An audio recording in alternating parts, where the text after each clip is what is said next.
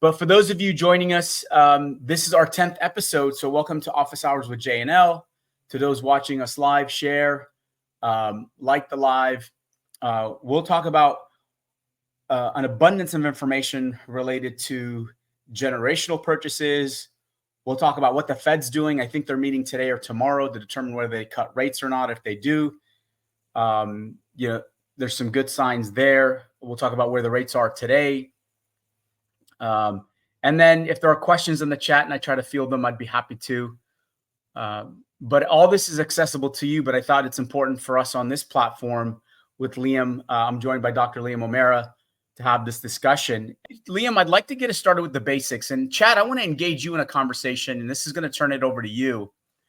What I want to hear from you is, hey, TikTok advocate, what are the pros of buying? First and foremost, why don't you put in there pros of buying? Anyone, just type it in chat. This is the way we stay engaged. There's no right or wrong answer. It's your perspective based on what you think. What do you think some of the pros of buying are? And Liam, chime in too, please. Type it in the chat. Well, even in the current system, which I have serious problems with, there are real advantages to buying over renting, because in rent, you're just throwing the money away. Essentially, you get nothing back out of it. Mm-hmm. But a lot of people choose it and think that it's advantageous in the current system because they don't have the taxes or the maintenance costs, and they don't need the incredible amount of money you need to put down on something and then deal with all the debts and, refinancing and everything else. So there's a ton more hassle involved in buying right now that doesn't exist for renters.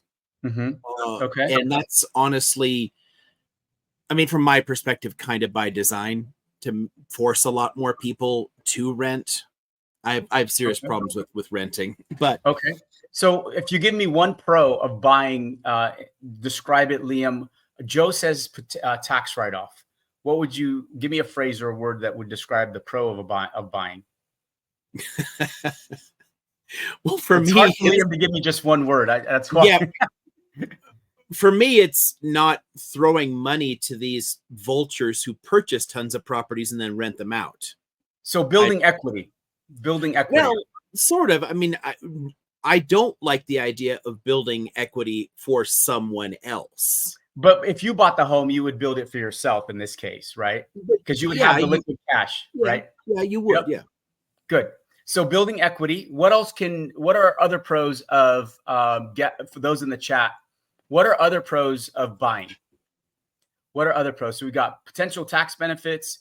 We've got building equity. And for those of you that own your own home, if you've got equity in your home, you could ultimately use some of that money to pay for other expenses, maybe a wedding, maybe a car, because the implications is a tax write-off. Give me a couple of more. What are two other reasons you might want to buy? Again, this is your opinion. Don't feel like you can't answer. So chat, type it in. Let us know. God, I hear you. What about more stability, right? And when we think about stability, we think about rent doesn't increase every month, right? Or every year, excuse me. Every year. You may have a landlord that wants to increase a certain percentage. Think about, obviously for most of us, no landlord to answer to. I remember when I was renting, Liam, from 99 to 2007, our landlord was a good guy, but man, he was high maintenance, right? And the ability to change the way your home looks based on what you like. So decorations, and upgrades, really tailoring the home to your taste. Those are some of the pros. We'll go through some of the cons. I think landlords probably don't like it if you tear out the bathroom and do work to it. Right, especially if you're renting, right? Right, yeah. So if you're renting, right. Yeah. Some of the cons and these are, I think a lot of people may have misconceptions about, because there are different programs that don't require you to put up a lot of money. requiring a substantial amount up front. So we'll talk about the different options. You could lose money if your home value declines. Look, I've lived in our homes. We've lived in our home since 2007, and obviously different parts of the country appreciate differently. But I don't think, if for those of you that have a depreciation in home, put it in the chat if your home went down in value. You have extra expenses beyond mortgages. You do, right? Rising home prices and low inventory in the markets. Responsible for the cost of repairs and maintenance. I would rather pay the cost and repairs for my home, Liam, than worrying about a landlord coming in and saying, all right, well, we've repaired this for you this year. And you know how long it takes for a landlord to come in and repair things for you. And then ultimately at the end of the year saying, all right, you know what I'm going to do? I'm going to increase it, a certain percentage. And look, I'm going to give you both sides here. I'm going to give you the pros of renting. And for those of you that are renting, I hope you have renter's insurance. Fewer upfront costs and paperwork. Yeah, who wants easy though? Who wants to just fill out one application? Freedom to be more mobile. You're not leasing a car. Look, I get it. Not responsible for maintenance or repairs. No need to worry about falling home values. Builds credit. And that's the other thing with home buying. You can build credit that way. What's up, Queen Mom? No property tax bill. Look, at the end of the day, if you're trying to build equity, you're trying to pass this home on to your family, you're going to pay property taxes, right? You're going to pay property taxes. And, we pay roughly in California 1.25% of the appraised value. If you put it all together, when I get my tax bill, it's 1.25%. What are some of the cons? Your landlord might raise rent. So Liam, it's interesting. When I moved to the South Bay, and for those of you listening, I rented a 2-bedroom apartment with 2 baths and a 4-unit complex. Take a wild guess how much we rented it in 1999. $850 a month for 2-bedroom, 2-bath. Can you imagine how? And when we moved in the area, home prices were roughly around $300,000, $400,000. And I was telling my wife, look, everyone's timing is different. Babe, it's too expensive. We should hold off for a while. And we held off for 8 years until, I got promotions. I got into leadership. But by then, home prices were 4 times as much, if not more, than what they were when we initially moved in. And then there's limited vacancies in certain rental areas. If you try to rent today, and there's no tax benefit. How many of you try to rent and the cost of renting today is just outrageous? So I wanted to kick us off with. I mean, the way they can charge so much more for rent, though, and so many people coming in and snapping up homes to do that is one of the main reasons that home prices have been going up much faster than inflation or wages have. So it's one of the ways that rent is genuinely bad for the economy and bad for people. Well, and I think the other part, I think you also have to look at inventory causing home prices to go up, right? Versus just renting alone. There are a lot of variables that impact the increase in home prices. Inventory, rates, number of bids that go on a home. At one point in our area, you competed against 5 to 6 bids just for, one home. And so people were outbidding each other. It was a bidding war. And so all these variables. So many properties have been snapped up, and there's a lot of other properties that are deliberately held and kept off the rental markets just to keep the prices going up. They find it more advantageous just to sit on it and do nothing at all. Because in the long run, it's going to push all the costs up because it lowers available inventory and housing. Yep. Yeah. And so it's all good call outs. Now, the next thing, again, we're trying to do the fundamentals here. And I want to share with you the simple math on determining what a comfortable mortgage payment is. And so let's just say you make, we'll say $6,000 a month. Again, hypothetical number. What percent do you multiply to determine a comfortable mortgage payment? Can anybody type it in? I'll give you 4 choices. Is it 10%, 15%, 20%, or 25%? Again, 10, 15, 20, 25. Again, you make $6,000 a month. You want to determine what is a comfortable mortgage payment, and you're going to use one of those percentage rates to determine what your payment is. What percentage do you use? Is it 10, 15?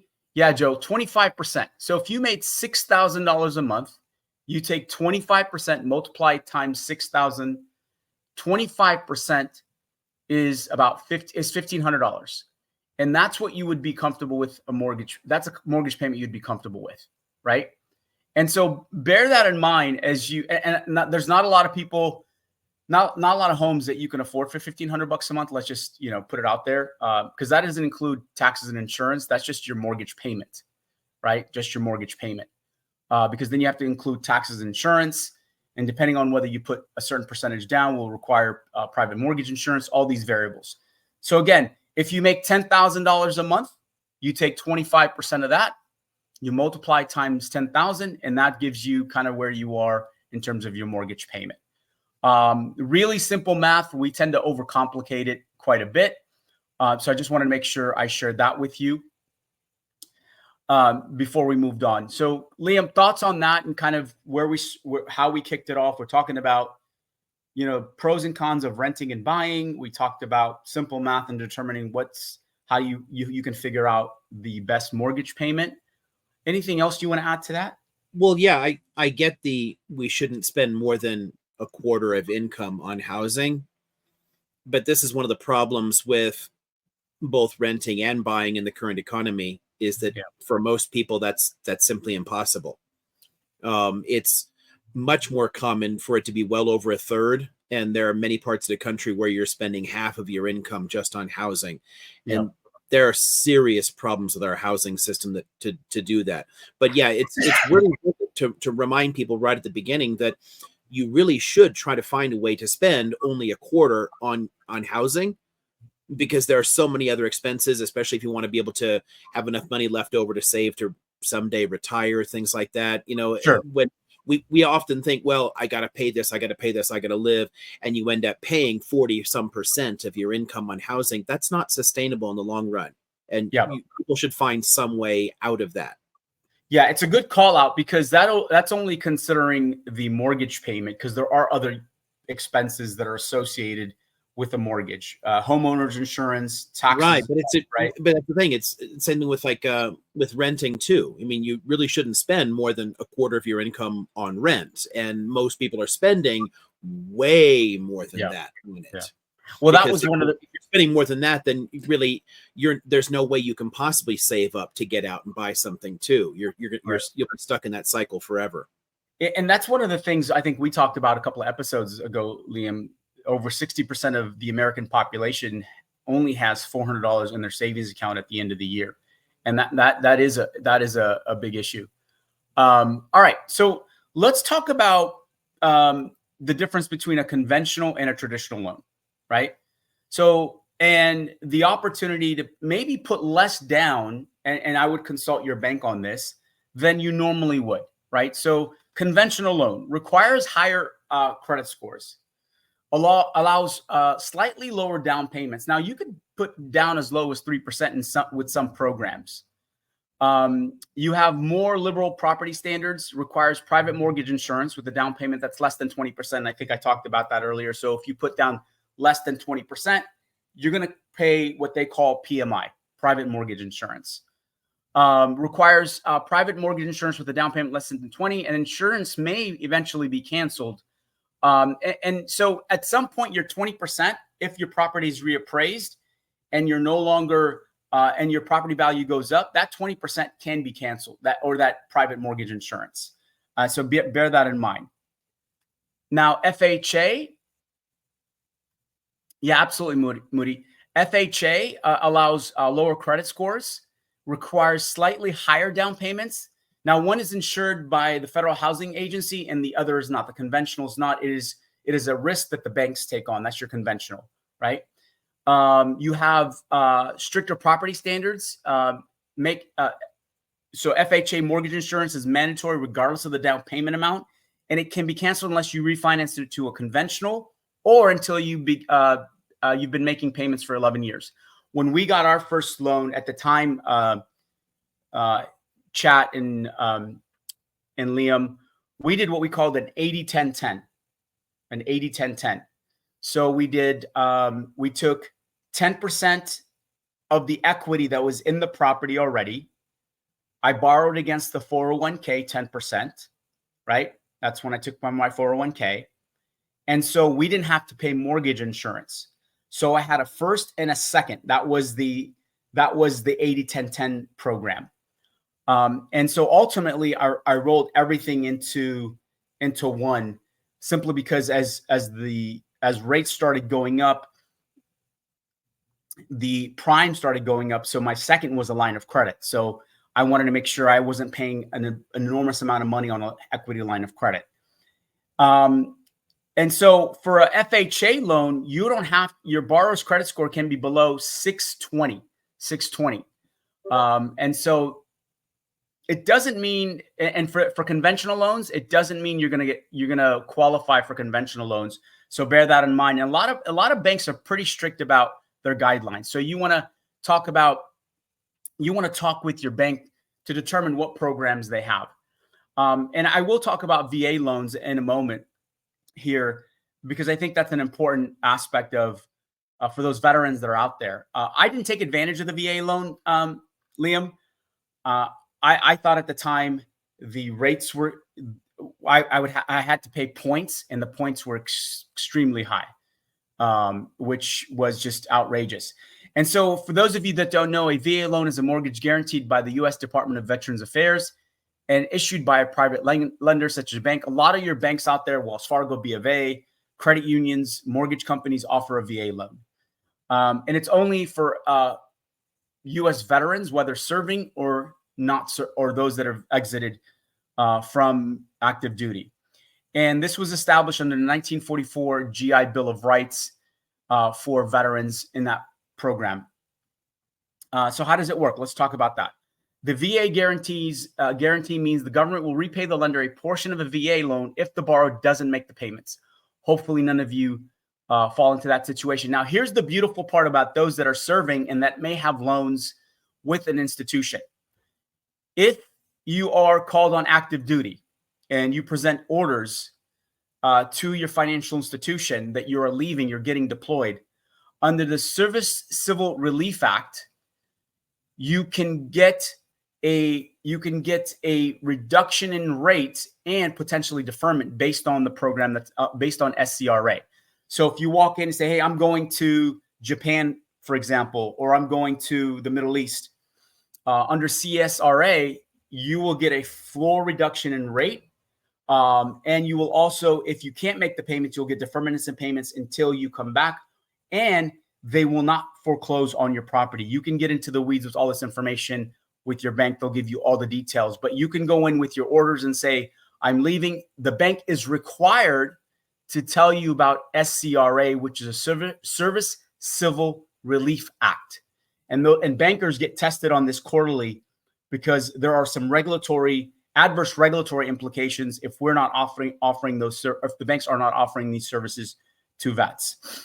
And so hopefully, Moody, that answers your question. Also, I'm going to get into VA loan eligibility in a second. I know, Moody, you asked that question. And I'm going to go through the bullet points that determine qualification. Liam, I'll turn it over to you in a moment. You're an active duty military member or veteran who meets the length of service requirements, which is 90 days of service during wartime or 180 days during service peacetime. So a lot of veterans will meet that qualification. You could serve in the National Guard Reserve for at least 6 years or 90 days with at least 30 days of being consecutive in active duty under the Title 32 orders. You are the surviving spouse of a service member who was unalived while on active duty or from a service-connected disability. You meet the lender's requirements, and I'll go into credit scores here in a second. The property you want to buy meets standards and building codes and will be your primary residence. Borrowers are typically required to occupy their residence within 60 days, though this may be extended to 12 months under certain circumstances. Now, let me tell you what the credit score is for a VA loan. And so hopefully for those of you that, let's go through it here.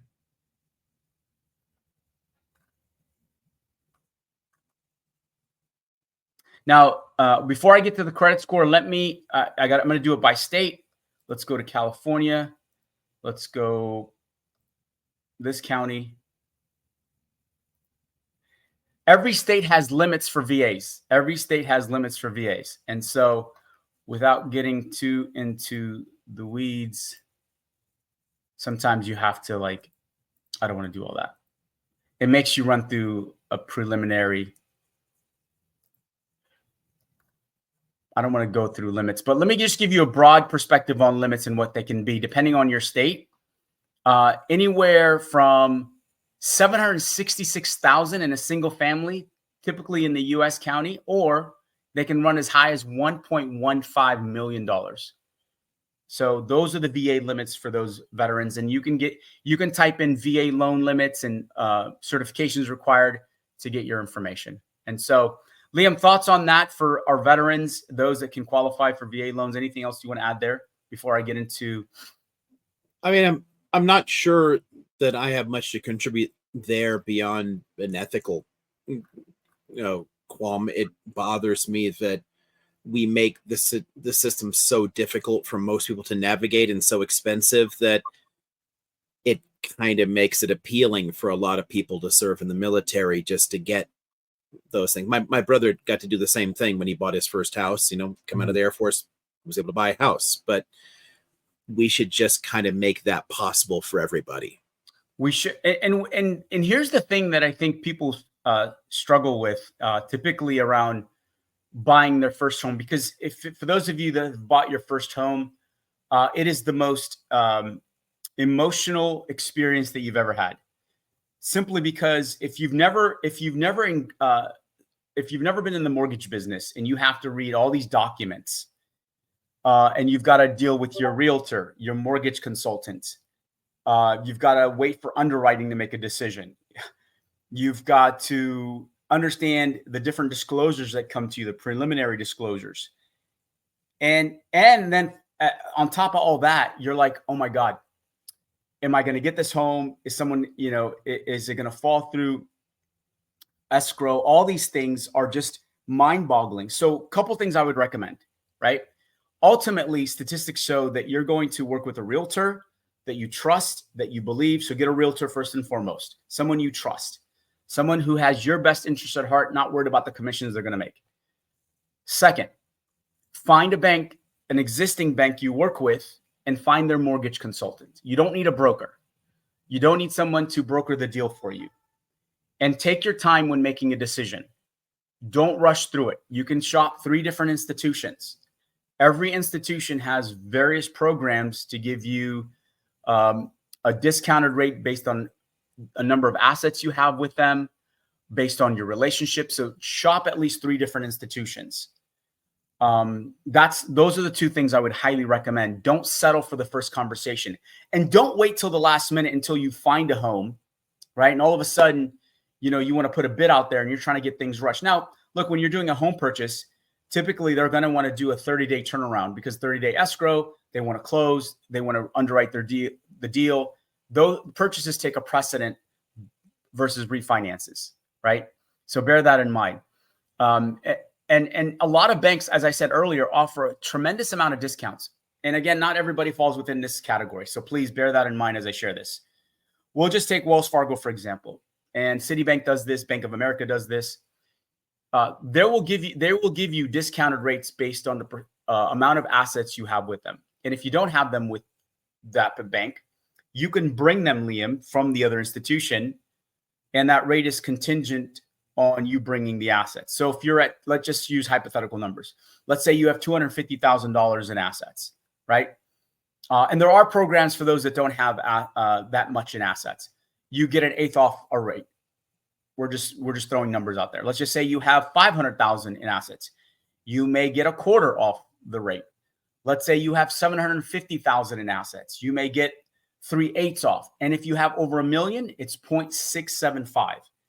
Now, If you're not in that space where you don't have that much assets, there are different programs within your city, grants that you can take advantage of that can help you with down payment assistance, right? And in some cases, that down payment assistance, those grants, Liam, are forgivable, providing you stay in the property for 5 years, right? And so you want to engage your mortgage consultant on the different programs for first home buyers and what type of grants they offer. You have to ask the questions. The reason people don't take advantage of these situations is because they don't know. We don't know. If you've never been in the industry, you think getting a mortgage means just getting a broker to facilitate the deal for you. And if you don't ask the questions, you're not going to know, right? And they won't offer it up, because here's the reality, Liam. Like I managed about 17 mortgage consultants.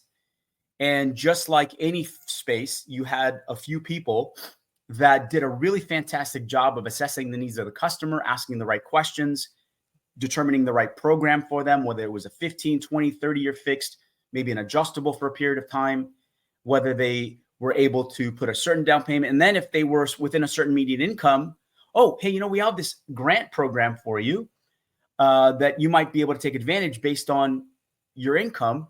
But there was the vast majority that would not assess the needs of a customer and make assumptions. And so our job, just like going into any space, is to be curious and ask as many questions as possible. And here's the reality. If someone at the bank is getting upset with you because you're asking questions about the different benefits that institution has, is that really the person you want to be dealing with? That's why I say, don't rush. Don't put yourself in a situation where you're having to rush to get, what's up, Danny? To get a mortgage. Shop early. So look, for me, and I don't know about you, Liam, I'm a creature of habit. When I'm looking to buy something and it's a major expense, I'm doing this 6 months in advance, right? I'm starting to kind of connect with people. I'm starting to look at property.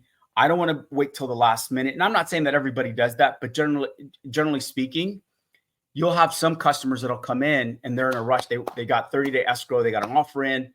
They need a 30-day escrow. So I'll land on that for now, and then we'll go through share of buyers and sellers by generation, because I think this will be interesting for people to hear. Go ahead. And any questions in the chat, please put them in.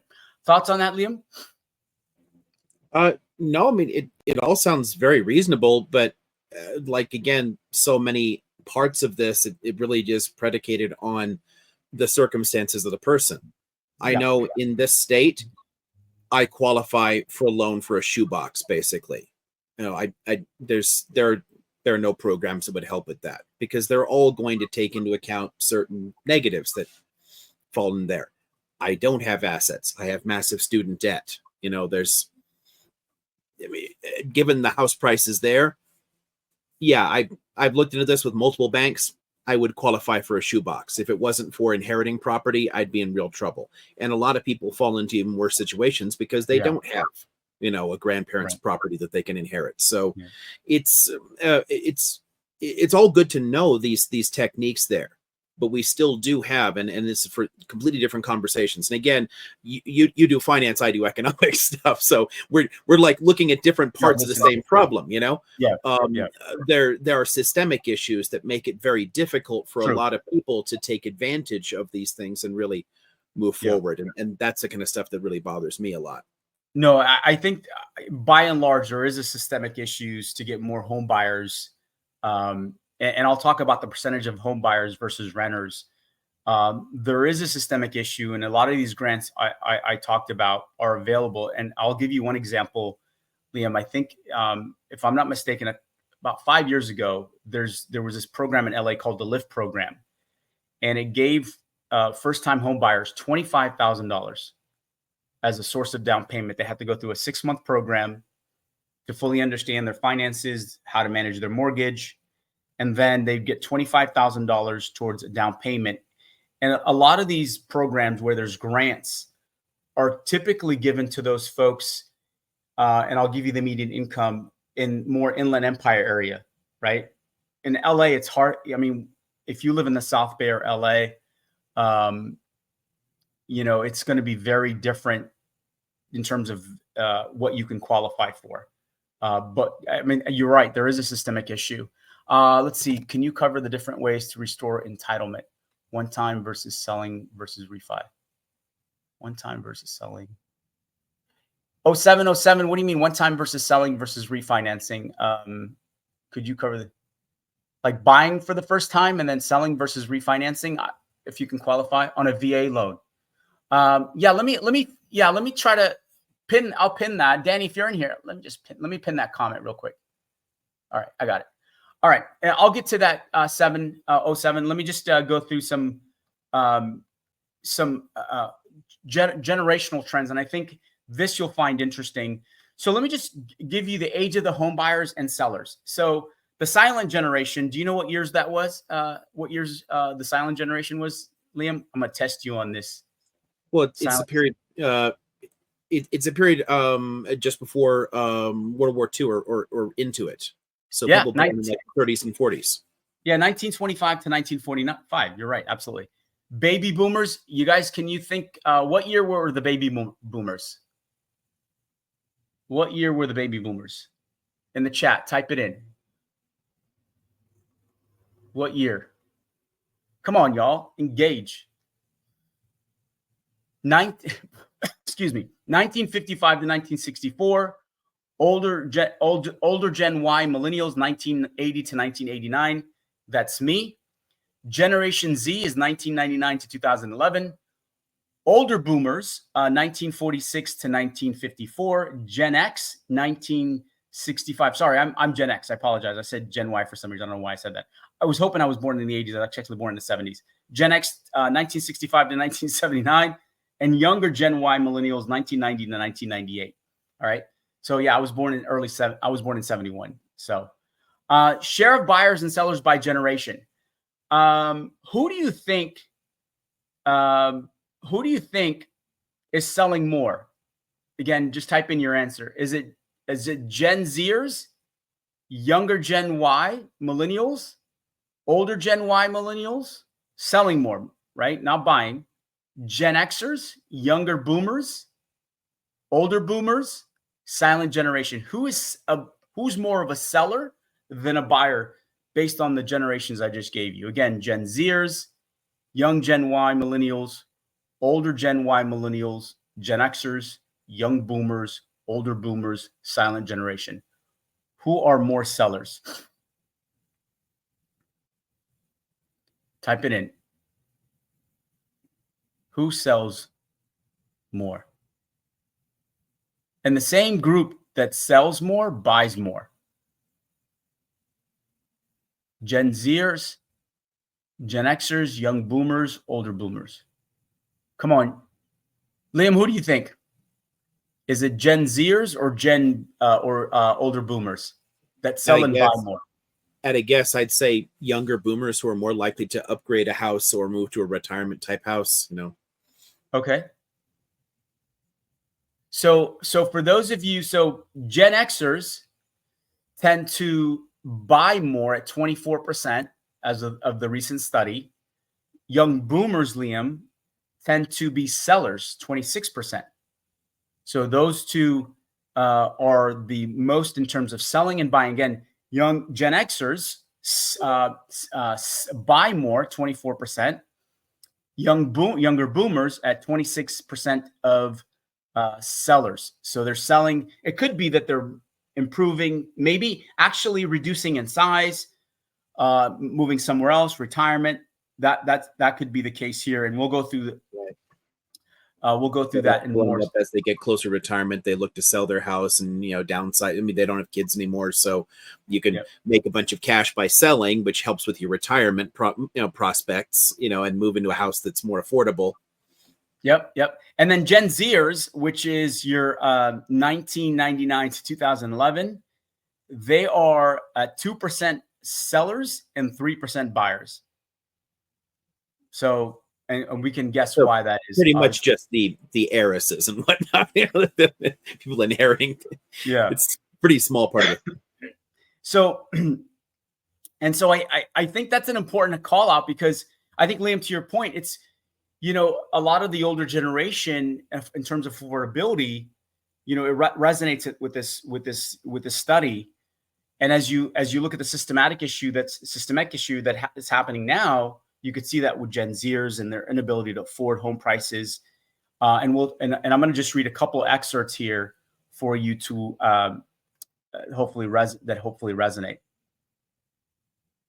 Actually, we'll move on from here. Let me just go. I mean, as a percentage of your income, home prices used to be far lower, and Yeah. because of a lot of the systemic issues in more recent decades of finance capitalism, the value of property has been skyrocketing, which meant that people who were able to afford to buy in earlier decades made a butt ton of money that they can then, you know, do all kinds of things with, draw equity off of, sell it, make a whole bunch of extra cash and buy something different. Whereas the people who are trying to buy while the costs have been going up and are up far higher than the rates of inflation and wages, it makes it far more difficult for them to take advantage of that. So yeah, the boomers had a massive advantage in terms of buying that really no one after that has had. And Gen Xers, like, some of them came at the tail end of that and benefited from some of that wealth, but it's gotten much harder for millennials and Gen Z. Yep, good call out.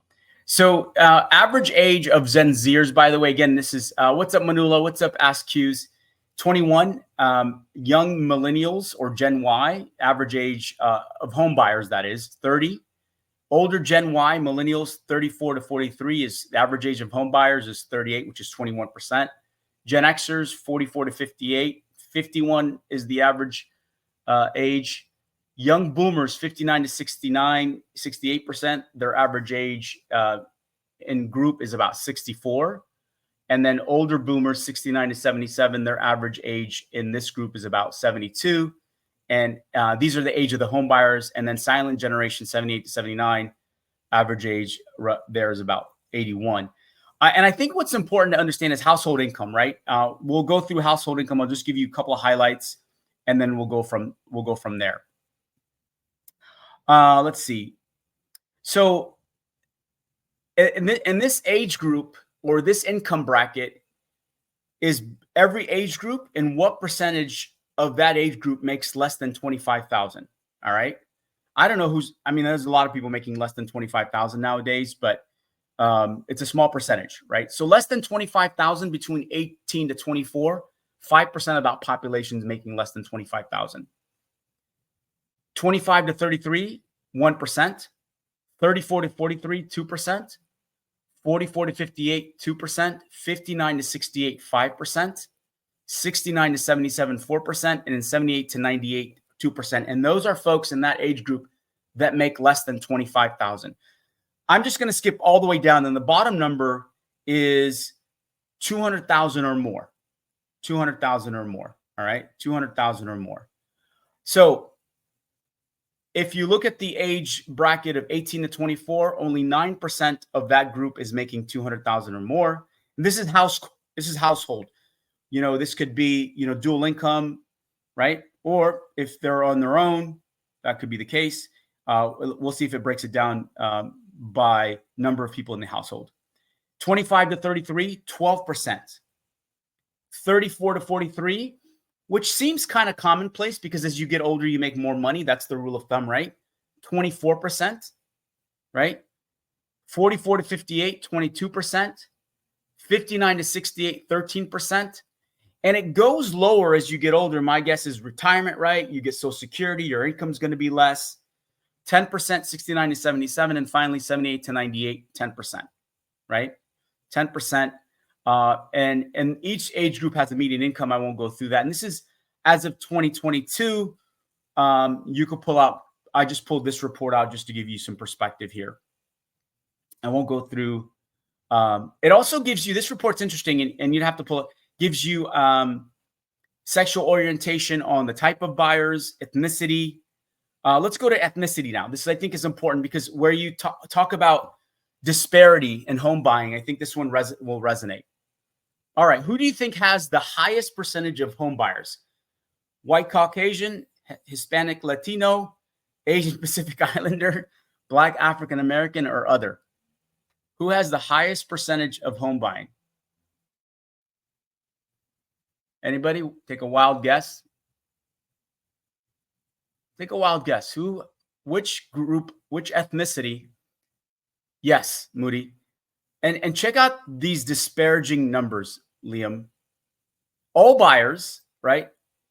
Right, in this ethnic group, 81% of them, regardless of the age group, are home buyers. If you're 18 to 24, it's 81%, 25 to 33, 79%, 34 to 43 is 75, 44 to 58, 76, 59 to 68, 85, 69 to 77, 93, 78 to 98 is 93% in that ethnic group.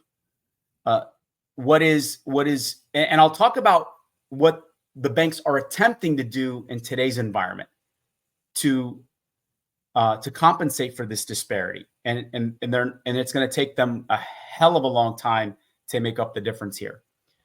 Latinos average across all buyers only 7% own homes, compared to 81%.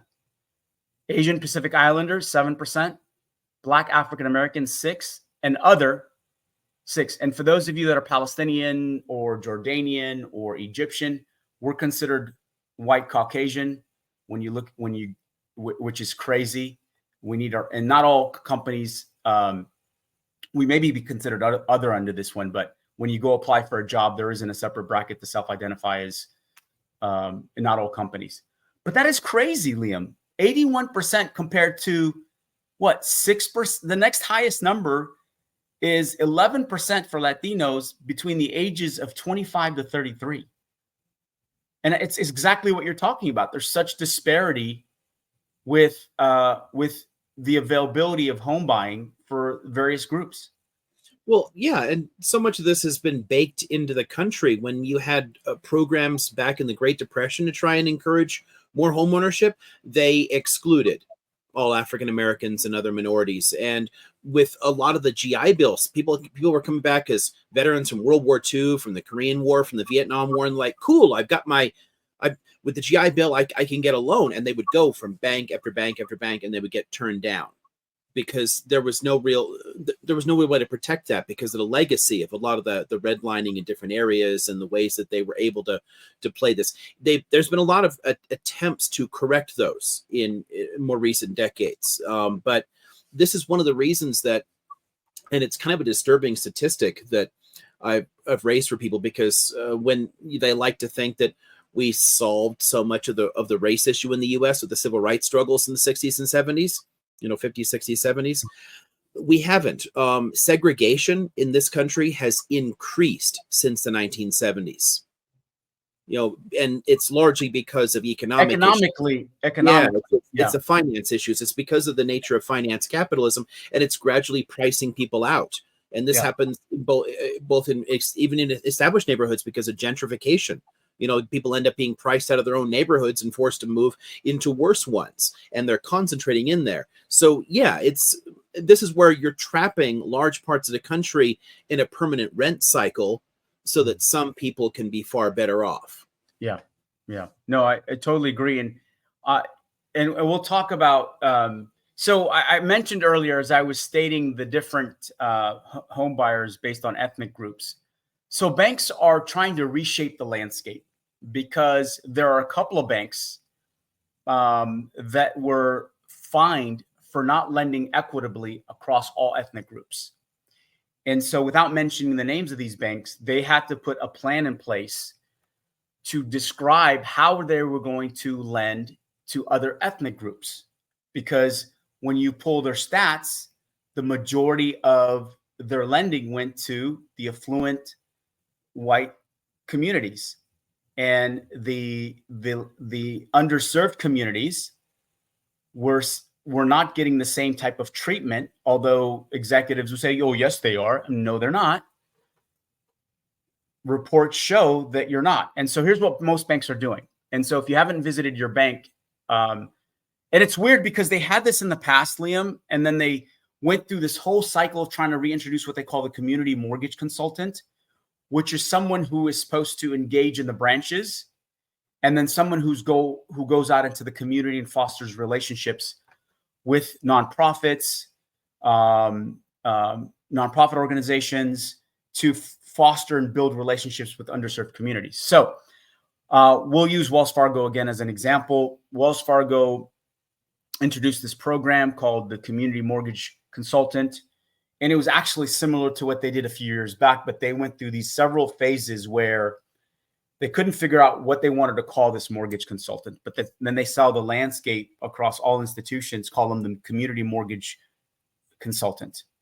And it was in an effort to address three things. One, take care of your customers within the branch. Number two, make sure that your wealth and management customers were still taken care of. And number three is serve the underserved communities that were being disparaged against lending opportunities. And all banks are doing that. And I hope they're held accountable for those actions. And you can pull up any bank, any of the banks that you know, you can pull up their company news, their reporting quarterly, and you can read all about their earnings. You can read about who they're lending to, whether it's in the mortgage business, the small business segment, you name it. And so I would highly encourage you to, as far as accountability goes, this is again one of the reasons I'm much more radical on some of these kind of things, because at the end of the day, a profit-based system is going to encourage racism, because so much of the wealth early on in much of the developed world is based upon, well, even in a lot of the developing world, because of the vagaries of colonialism and imperialism, but still, much of the wealth was already concentrated in the hands of a particular group of people. And if a bank is concerned with the best return on their loans, they want somebody that they know is going to consistently make their payments, well, they're going to turn to people that they can already count on, have more access to wealth. They started off with more money. They have more access to generational wealth because of their parents were also better off. So it's simply a better bet for them to put their money there, where they can get a stable return on it, where it's riskier to invest that money in more underserved communities. Look at the consequences of the 07-08 financial crash, because so many Black and Hispanic families lost their shirt in that and lost their wealth and whatnot. I mean, still today, like we're looking decades later, the actual wealth for Black and Hispanic Americans has not recovered to the same level it was in 2006 because of the impact of that crisis, which means that it is riskier for banks. So we can push them to make better loans. We can push them to be more equitable. But at the end of the day, the fact that they are designed to make a profit for shareholders, and the laws defend their right to make a profit to shareholders, it encourages them to be racist. And it's difficult to put in place significant safeguards to protect that, because in our legal system, the right to make profit tends to come first. Yeah. And I you know, you call out a great time period, the Great Recession of 07-08. And for those of you, I was, you know, I had been 94 to 07. What's that? 13 years in banking already. So if you walked into, we'll use Washington Mutual since they're no longer around, right? They were gobbled up by Chase. And branch employees could originate loans, right? And if you walked in, we'll just use home equity, for example. If you walked in and you said, Liam told me he makes $20,000 a month, right? But truly, Liam only made $5,000 a month. I didn't have to verify it. It was an auto decision based on information you gave me. I can walk into a branch because at the time, regulations were not as stringent as they are today. Rarely can you get a no income documentation loan, right? That's very rare. Back then, you can walk into a branch and say, hey, you know, I want a loan for $250,000. Because I'm going to use my primary property to go buy property in Arizona, because Arizona was hot at the time, right? I make $20,000 a month. But in reality, I can only afford, you know, what I'm paying right now on my mortgage. No one questioned you. And you get an auto approval. You can close an equity line of credit in about 3 to 5 days. You receive title. you receive certification of flood insurance, and a customer was signing in no time. Though that is the kind of latitude banks were given for the sake of the bottom line. They got greedy. It also, yeah, that system, and because of the growing prices and everything else, and because people didn't like being stuck permanently renting, it actually could encourage people to walk in and lie about their income because they knew they could make the payments, but they didn't count on everything else going bad or the entire financial system crashing and causing problems. So a lot of people did that, and then the next thing you know, they were crushed by this and ended up losing their houses over it and losing the wealth that they threw into it. So, and any system that actually encourages you to lie to get ahead, there are problems with that. Yeah. 0707, are you still in the chat? I think you had a question regarding VA entitlement. Are you still there? Can you just put the question in again? I want to make sure I respond to you because we're going to transition to Liam, and Liam is going to talk about a couple of things that are important to this conversation. And so if 0707 is still in there, put your question in there. Guys, if you find this information helpful, I'm going to close it up at the end with some simple steps for you to get ready if you're looking to buy a home. Because oftentimes, as I said, we think we have plenty of time, plenty of runway. And right when we're about to buy a home, all of a sudden we're running 100 miles an hour. And there are a lot of things that you can do to prepare mentally, financially. It's tough, but it's doable depending on your situation. So Liam, did you want to shift a little bit and talk about what you yeah, I don't know. There's just a couple of I guess observations I'd make about simpler steps, simpler reforms, or at least just principles that we could keep in mind that could make this a little bit easier.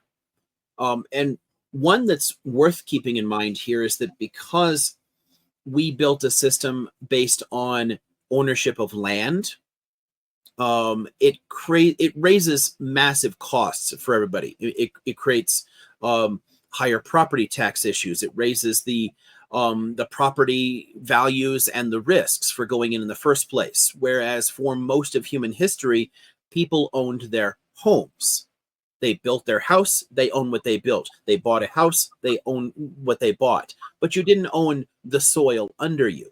And once we allowed private ownership of land, what happened was nearly every single bit of land was purchased.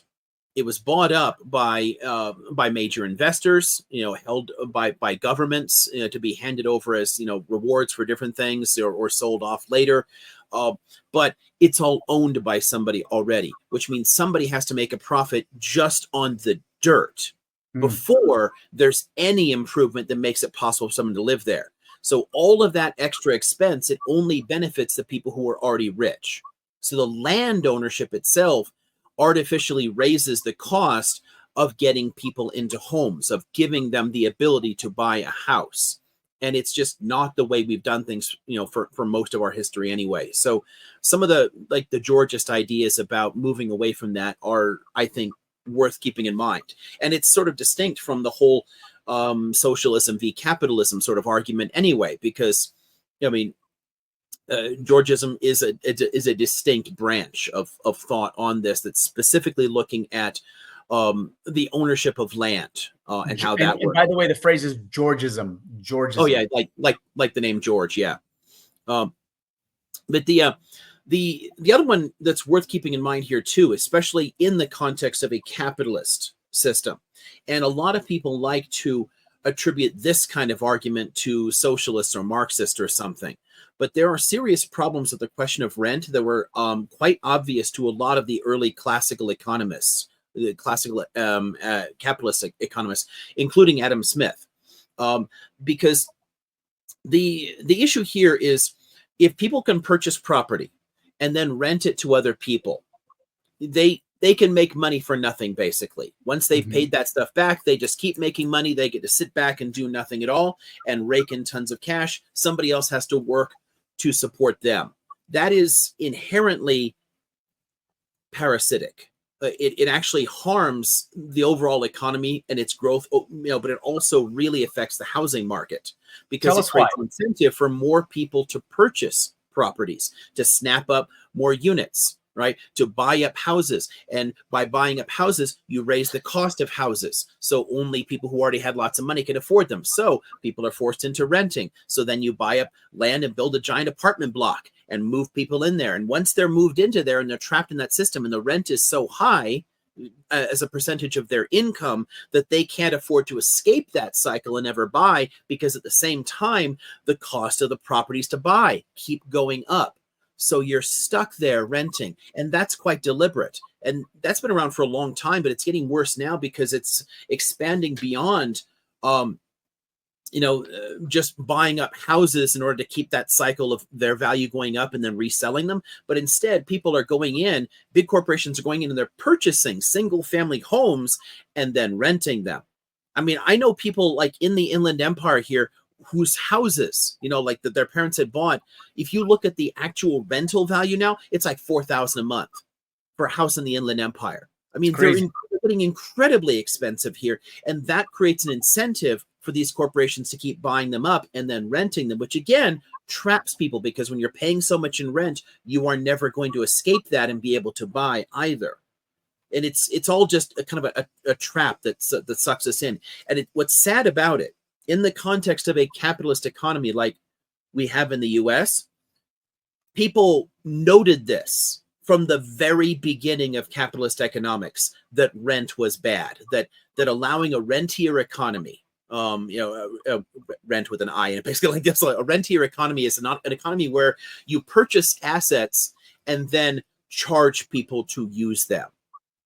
So you're snapping up assets that other people would normally have the ability to get, and you're keeping them out of their reach and then charging them to use it. And the more that you do that, the more it raises the cost of houses, the more it raises the cost of housing and rent and pushes everything up that way, which makes a ton of short-term profit for all these corporations and the lenders, the banks, everybody else. But it really harms ordinary people because you don't have the same ability to save up money to send your kids to college, afford basic improvements, save for retirement. You mentioned the statistic earlier where far more than half of Americans, like 60% of Americans, can't afford a $400 emergency. This is what caused that. This is the trap of contemporary finance capitalism, is it's raised the cost of living so much, but the wages have not kept up with that. Right. We're stuck in a cycle where this gets to be more and more the province of people who already had access to wealth. And that just bothers me in ethical terms. But it's something, again, capitalist economists were aware of more than 200 years ago, and we just ignore it. We just pretend that what we're doing is good capitalism. It's not. A lot of times you can critique the current system without recourse to anything else.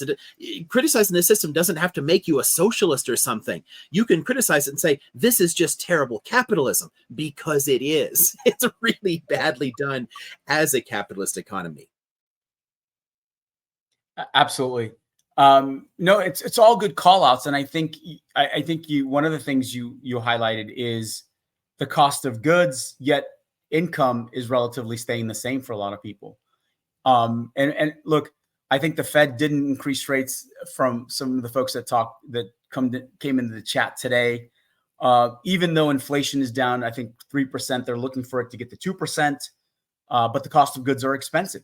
I mean, that is the reality, and the vast majority of people's income hasn't changed to adjust to the inflation, right? And so that puts everything. This is something to keep in mind too, because it bothers me every single election cycle in the U.S. And for people all around the world, American elections are weird because they're like on a regular schedule, where it doesn't happen most places. But we have like our election seasons, and everyone goes around in election seasons and they either talk about how the economy is bad, vote for me and I'll fix it, or the economy is good because we did a good job, keep us in power. And it's always one or the other, and they always say the same things. But in the context of the US, both parties have played a part in damaging this system. And when they brag about a good economy, it's not. It's a good economy for for the stock markets. It ignores all of the kind of things that affect ordinary people, like the cost of goods, right? Like the cost of housing. And for most people, if you adjust for inflation, our wages are no better than in the 1970s. And of course, there's a handful of people that do quite well, but the benefits of the actual growth, when you talk about all the economic growth, you look back at the Clinton era, like, the economy was booming. All the benefits went to the top 10%. The rest of us kind of doggy paddled. We got a number of other benefits out of it. We got some neat little technologies and whatnot, all kinds of things that have come into our lives to make some things easier, but our actual standard of living hasn't improved at all in that regard, just in pure economic terms. Yeah. So yeah, we're stuck here. We have to find some way out of it. And honestly, I think an easier way to get people to understand this and why it's important in our politics and everything else is you can criticize the way we're doing things without saying you hate capitalism or something. You can easily point out that we're doing it badly because we are. I mean, the U.S. used to be the so-called land of opportunity that tons of immigrants were coming into, and people still want to come here and thinking it's all great. We're in 27th place and falling for social mobility and property ownership. This whole question of renting versus buying was a major reason why we used to be pretty high up in it, because there was land available. People could go out, you can get a house, the value of the property goes up, you've generated wealth for your family, you're doing all right. We now have lower social mobility because the costs are so high to buy in the US that a lot of the old highly stratified class-based societies of Europe actually provide you can more easily climb that ladder. You can climb if you're born poor, you have an easier time climbing out of poverty. That used to be true here, and it can be again. So don't think it necessarily makes you like a commie or something to be able to acknowledge that something is wrong and we can fix it. No, it's a great call out. And I think to that point, there's a couple things for those of you living in California. I'm not sure how many are, you don't have to tell me. And you can also check your local state. Earlier I talked about, I think, Liam, to your point, we need to create some equity across the various ethnic groups so there is buying power. I don't know, Liam, if you've checked this, the California Housing Finance Agency. Have you checked that recently? You're muted. I've seen them, yeah.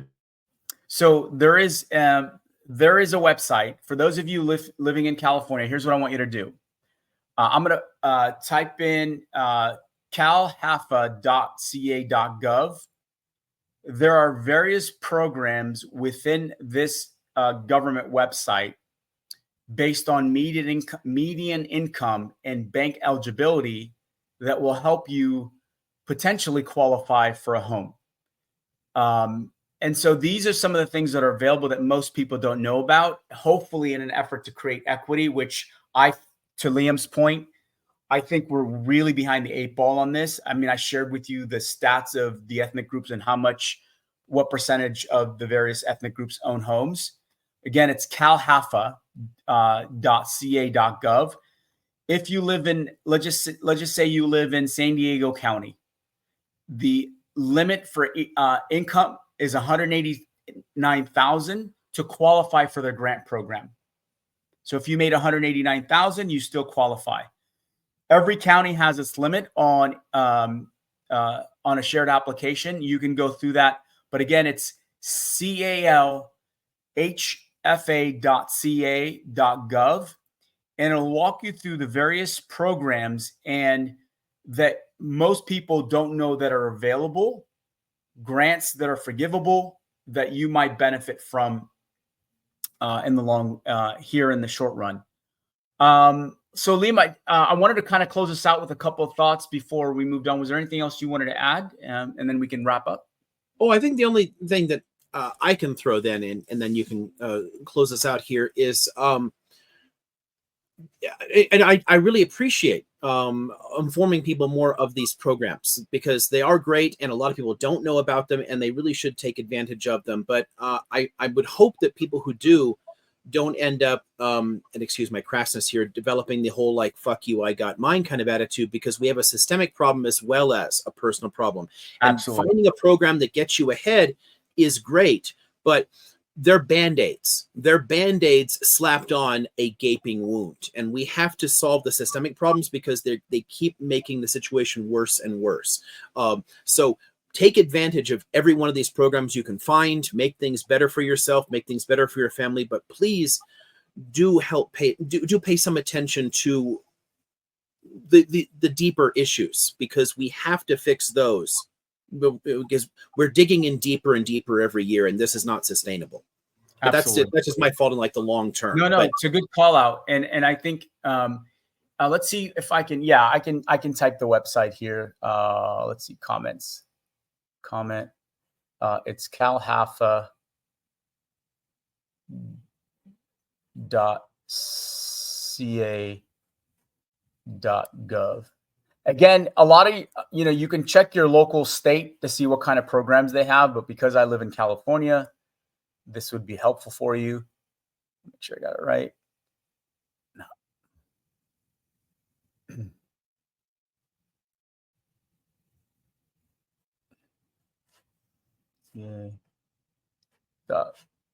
.gov. And it'll be in the podcast as well. Again, calhfa.ca.gov. So let's kind of go back to where we started. Preparation for buying a home, and I think I've talked about this during our 401k discussion some weeks back. If you have a 401k, I would ask your institution where you have your 401k. Is there a way you can borrow against it, right? And a lot of those companies will offer you a 30-year option to borrow for primary residence, first-time home buyers. And so that's one. The second thing, don't rush through this process. Take your time, ask as many questions as you need to. Don't let anybody rush you into making a decision.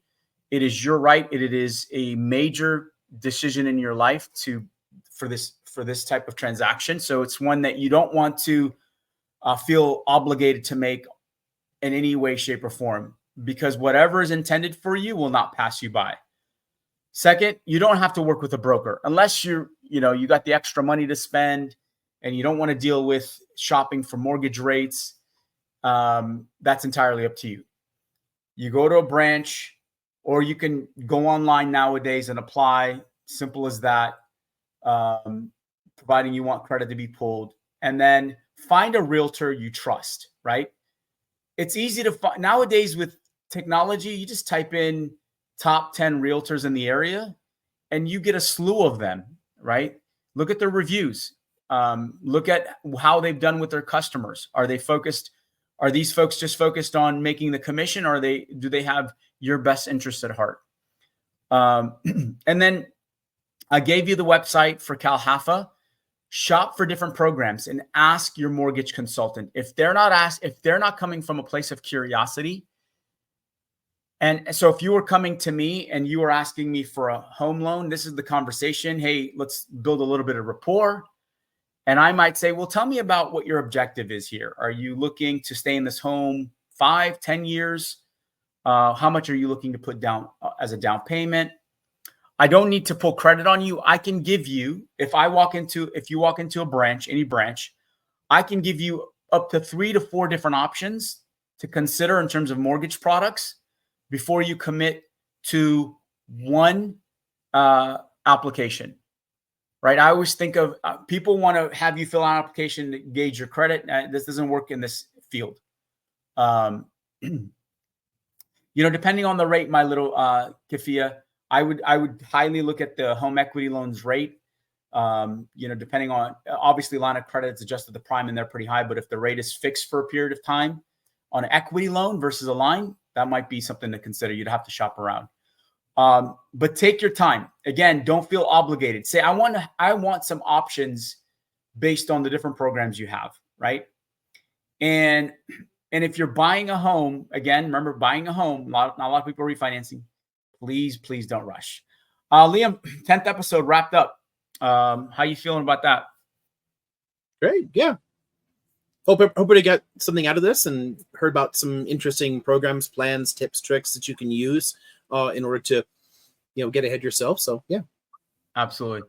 My Little Kafia, I would go find if you have a bank, maybe a credit union that can give you a home equity loan that's fixed. A lot of banks will offer maybe an introductory rate for a year, and some banks will offer, just to entice people to come in and get a home equity loan, they'll do up to 2% for a year, 1.99. So shop home equity loans. Lines, the rate is tied to prime and the margin could be pretty high. And so just be cognizant of that. I don't recommend using credit cards because the interest rate is ginormous unless here's the only time, unless you're getting a small amount and you're getting 0% for maybe 15 months and you're going to pay it back within that 15 months. But don't forget, there's going to be a fee charge for your advance on that deposit into your account. Hopefully that helps, my Little Kafia. All right, Liam, always, man, appreciate you guys. This episode will be published Monday. Thank you to Danny, who was here a little while ago. Nikki, thank you for your input. Yep, we've got to change the system. Absolutely. We got to reform the system to make it equitable. You all heard what I talked about in terms of the disparity in home ownership. Liam is spot on with that, right? And we've got to change it. It is up to us. It is up to us to vote for the right people that are looking to impact the community, not just themselves. Liam, all the best to you today, sir. Have a great one, and we'll chat later. Take care, everyone. Have a good